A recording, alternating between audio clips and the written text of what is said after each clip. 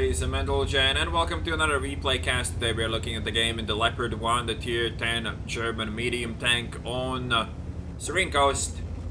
I haven't really done a lot of replays on Serene Coast, and as for strategy for medium tanks, I mean, it's pretty straightforward. It's 1-2 line, or you're an idiot. As simple as that. I mean, of course, if you have nobody in your team going to the 1-2 line, you don't really want to put a tier 10 medium there either way, but in a tank like a Leopard, you could even do the early spotting and then manage to fuck off most of the time. It depends on what the enemy lineup is like. The enemy lineup this time does not have any tier 10 mediums, so that is very good for me. In general, this is pretty light tier 10 game, only 3 tier 10s per side, but their tier 10s are all in a platoon. And we start off the game by fighting this RU. Who does bounce his first shot, and we do get a first decent trade in there, but our second shot goes nowhere.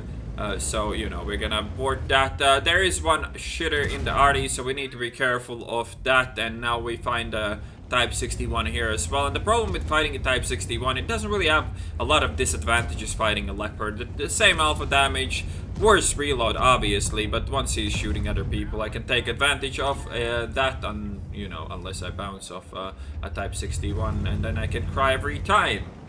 But generally, we want to be quite unpredictable. We don't want to peek the same angle over and over, because, you know, Artie is going to do everything he can to just shit on me. And since I am driving a Leopard, it's not too hard to shit on me. We do have the Krankwagen here, who should be able to shit on everybody, because, you know, he's a Krankwagen on a map that heavily favors the hull down tanks. And instead of fighting the guys in close range, we actually find a shot into that ML2, which works out well for me.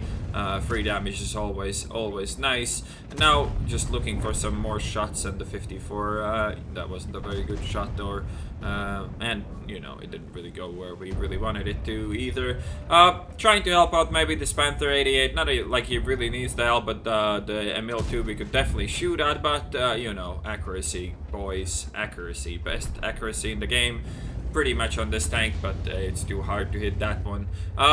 Moving up in life, this type isn't looking at me, so we do get a pretty quick shot into him, but somehow he actually manages to shoot me back, but because of that we can get another shot in him, and he should be done by the point I am reloaded for the next one. But he does push forwards, and I can't really go after him because of that Emil that we shot at earlier. He should be quite upset about me shooting him, so he probably will be aiming this way. Now we have this T-44. Unfortunately for me, he has the big gun, and the big gun of the T-44 hurts quite a bit, and we don't really want to get shot by that. I thought I would have enough time here to reload before he repairs, but he used the manual repair kit.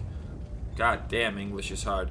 Used the manual repair kit and managed to shoot me in the face. I don't know why that mill is trying to shoot me there. That's really bad shot for a gun like the one on the mill too. And now we are getting capped. There is 2 tanks there, but we do have a 57 on defense, so pretty good health still. So I don't think it's that important for us to get back. And now, I mean, I can't really get the shot on the E5. Don't get spotted for it either, at least not yet. And here again, I can't really find a shot worth taking, and this time I do get spotted. So I figure out it's the best thing to do at this point is to go back and help with the defense, or at least to go and flank that T110 E5. So far though, we have done reasonably well. I mean, we have lost close to half of our health, but 3.4k damage at this stage is not too bad. And now the E5 is actually going to be a pretty easy target for me, as it is pretty damn flanked from pretty much every direction. Well, not really every direction. There's 2 directions he needs to worry about, and we just need to make sure he's not looking our way, and we can do some free damage here. And since the enemy team is not capping anymore, that is not that much of an essence. Checking if the IS-7 is looking at me before going for the E5 again, and that is important for me because I do not want to take that 490 damage from the IS-7.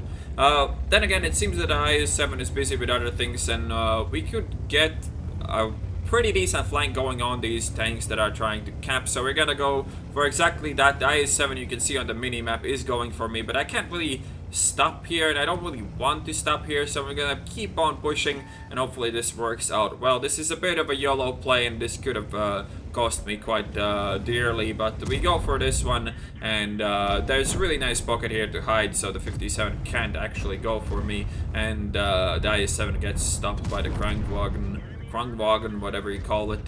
So this works out perfectly. We get 2 free shots, and we might get some more on this Oho here as well. Should be able to actually land another shot on that guy. We could also just flat out go for an IS-7, but why say no to free damage? Didn't aim that for shit, but we get lucky here for a change, so that works out perfectly. Our gun has been behaving reasonably well, apart from that one shot on Daimil and I guess the bounce on the Type 61. But other than that, we've been doing fine. The STRV has shots on this, so we want to do this quickly. We do get the penning shot on the IS-7. Maybe this was a mistake. Maybe I should not have gone this close. We do get 2 shots already, and the STRV shoots me, and I get actually tracked by the IS-7 ramming into my back, which is rather unfortunate, and I fuck up my shot here as well, which is even more unfortunate, but we should be able to get the kill, and hopefully it's not gonna cost me my life here in the end. So that ended up being pretty shitty trade there against that IS-7. Not only we got shot by him, but also by the STRV, and we managed to miss a shot from point blank somehow. But anyways, the last 2 guys left alive. Shouldn't really matter a lot that I lost all those hit points, and we should be able to clean house here. Well, our team should be able to. I don't really feel like I can get any damage if I try to rush. I think remaining in a good vantage point is the best thing I could do at this point, so that's exactly what I'm doing, and I'm just waiting for somebody to go in the open, but fortunately it seems that nobody really wants to do such a thing. Maybe this Borsig will do it now, and actually he will, so we are actually going to be able to get another damaging shot for a nice roll as well. Don't get to pick up the top gun, but I don't really care. So here's the end plate. Ace Tanker, 3766 experience with the double tank sniper as well as high caliber. Ended up doing 7673 damage, picked up 5 kills, 1255 base experience. So that game worked pretty well for me overall. We did have a pretty decent start. It wasn't the greatest doing the 3k or whatever damage for losing half my health, but after that we were able to use the mobility of this tank and casually flank quite a lot of people. Actually ended up making almost 50k credits as well. So yeah, pretty decent game for the Leopard 1 there on Serene Coast. I hope you guys enjoyed this replay cast, and I'll be back with the next one.